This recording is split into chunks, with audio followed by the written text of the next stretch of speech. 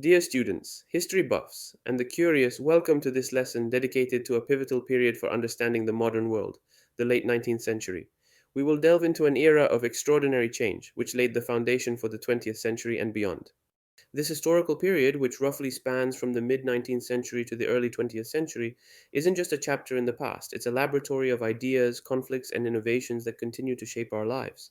The period we call the second 19th century covers the second half of the 19th century, an era of profound and irreversible transformations for Europe and the entire world. It was an era characterized by unprecedented dynamics that reshaped political geography and social structures. One of the key features of this period was the unstoppable rise of nation states. The concept of national identity strengthened, leading to the formation of new state entities and the redefinition of traditional borders. At the same time, there was an unprecedented acceleration in the development of capitalism. The economic system based on private ownership of the means of production and the pursuit of profit consolidated, expanding its influence.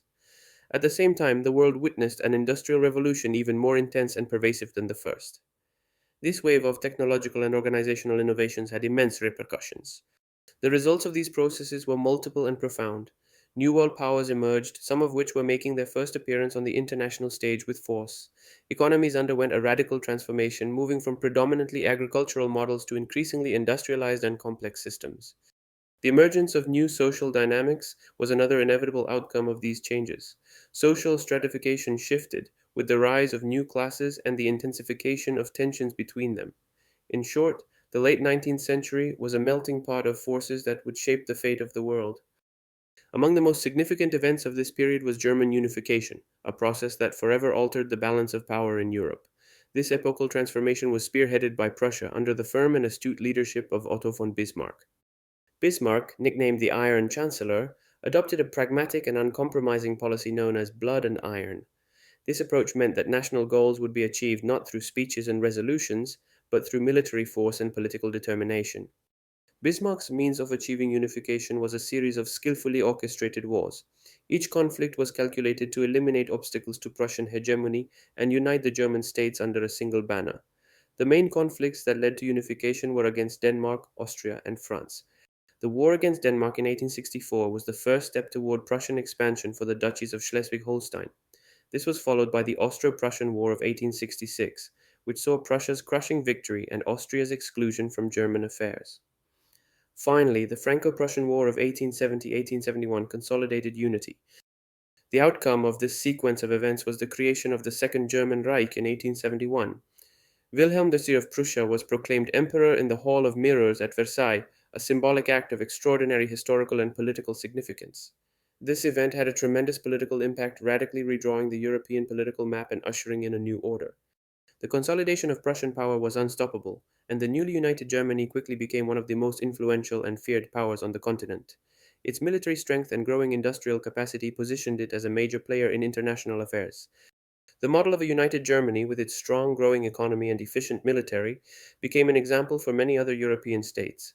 It demonstrated how the combination of industrial and military power could translate into political hegemony and international prestige. However, this rapid rise and the manner in which it was achieved had unavoidable international consequences. The emergence of a powerful Germany in the heart of Europe contributed to new tensions, altering the pre existing balance and laying the groundwork for future conflicts on a continental scale. Parallel to the rise of nations, another disruptive force was shaping the world, the Second Industrial Revolution. Beginning in the mid 19th century, this phase was characterized by a wave of technological innovations and the use of new energy sources that radically changed production and daily life. The defining characteristics of this period were the introduction of advanced technologies and the discovery of more efficient energy resources. Unlike the first revolution, which focused on coal and steam, the second explored new scientific and applied frontiers. A key material that became ubiquitous was steel. Its large scale and cost effective production, thanks to processes like the Bessemer process, revolutionized engineering and architecture. Steel was used to build crucial infrastructure, such as railroads, which experienced unprecedented expansion, and for the majestic bridges that connected territories. But not only that, steel was also essential for industrial machinery, making them more robust, precise, and efficient. The chemical industry emerged as a key sector of this revolution, with explosive development that led to innovative discoveries and applications. Chemistry enabled the synthesis of new products that had a transformative impact on various sectors. Among these, chemical fertilizers revolutionized agriculture, increasing crop productivity and helping to support a growing population. Artificial drugs and dyes were other key discoveries. Drugs improved public health and the quality of life, while synthetic dyes transformed the textile industry, making fabrics more vibrant and affordable. The impact of chemistry was therefore immense, leading to a true revolution in agriculture and medicine, sectors vital to the well being of societies.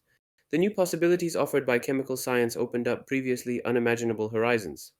But the most transformative energy source of the second industrial revolution was undoubtedly electricity. Its large scale generation and distribution represented a qualitative leap in the history of energy. Electricity enabled city lighting, transforming nightlife and increasing urban safety.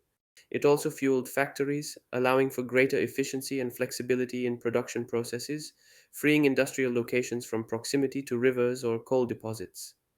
The overall consequence of all these innovations was a radical change in daily life. Cities became more modern, work more productive, and people's lives in many ways were enriched with new comforts and opportunities. The innovations of the Second Industrial Revolution had a direct and powerful effect on the economic structure, leading to unprecedented economic growth.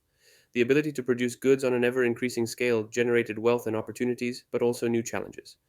At the heart of these new challenges was mass production and the resulting concentration of capital. The production of standardized goods in large quantities required huge investments and a reorganization of labor. In this context, a far reaching economic phenomenon emerged: the rise of monopolies and oligopolies.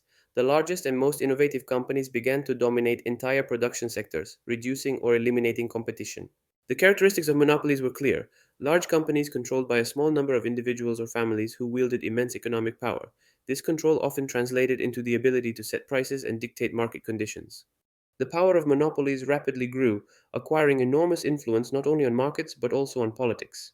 Through pressure and financing, these entities could influence legislative and government decisions in their favor. This concentration of wealth and power had a direct and worrying social consequence: the emergence of new and profound social inequalities. The fortunes of a few grew dramatically, while large segments of the population remained in poverty or exploitation. Faced with this situation, the need for regulation became clear. Both the labor market and the entire economy needed intervention to mitigate the most destructive effects of free competition and to protect workers and consumers.